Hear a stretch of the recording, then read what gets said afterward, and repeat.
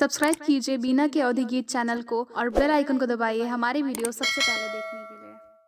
हथिवा में लिही बेटी पनेवा के बीरा, भैली मोहरिवा के ठाढ़ी हो। हथिवा में लिही बेटी पनेवा के बीरा, भैली मोहरिवा के ठाढ़ी हो। बीरेवाज खाइला तुए मोरे स्वामी, काहे के बटारी सियानी हो। कैसे के खाई धना पनेवा के बीरेवा, मालिन बेटी जो है आसी हो। रोई रोई चिट्ठी आज लिखी है सुंदर बेटी, दी है पापा जी के हाथी हो। रोई रोई चिट्ठी आज लिखी है सुंदर बेटी, दी है भैया जी के हाथी हो।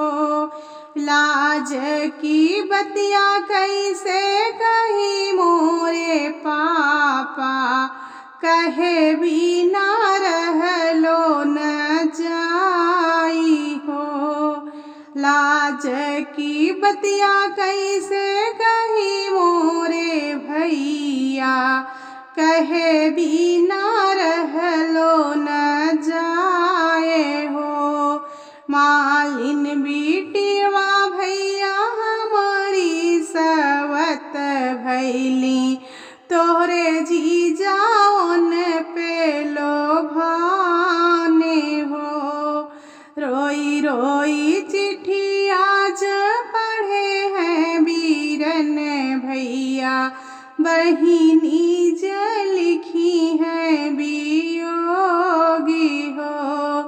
रोई रोई चिट्ठी आज पढ़े हैं बीरन भैया, बहिनी ज लिखी है बियोगी हो।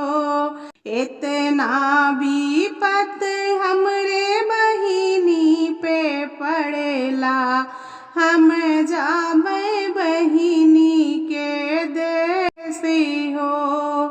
हथवा में लिहे भैया कोमल छड़िएवा, घोड़े पीठी भय असवारी हो।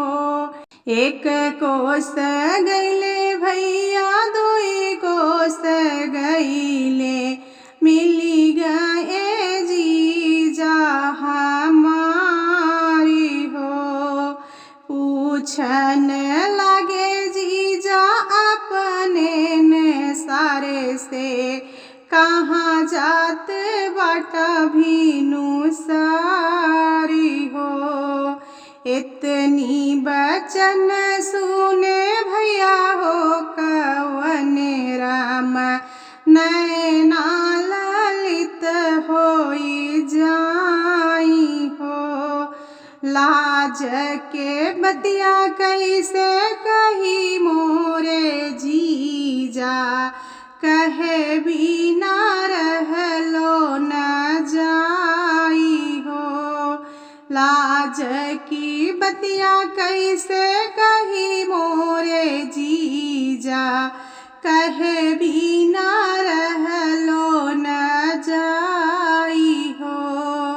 कि मोरे जीजा हो दान कम पाया, कि कम दहेज में थोड़े हो। कि मोरी बहिनी सूरतिया के हीन, गईला मालिनिया के पासी हो। कि मोरी बहिनी सूरतिया के हीन, गईला मालिनिया के पासी हो। एतनी बचन सुने जिजा हो कवने रामा मन ही मन मुस्काई हो। एतनी बचन सुने जिजा हो कवने रामा मन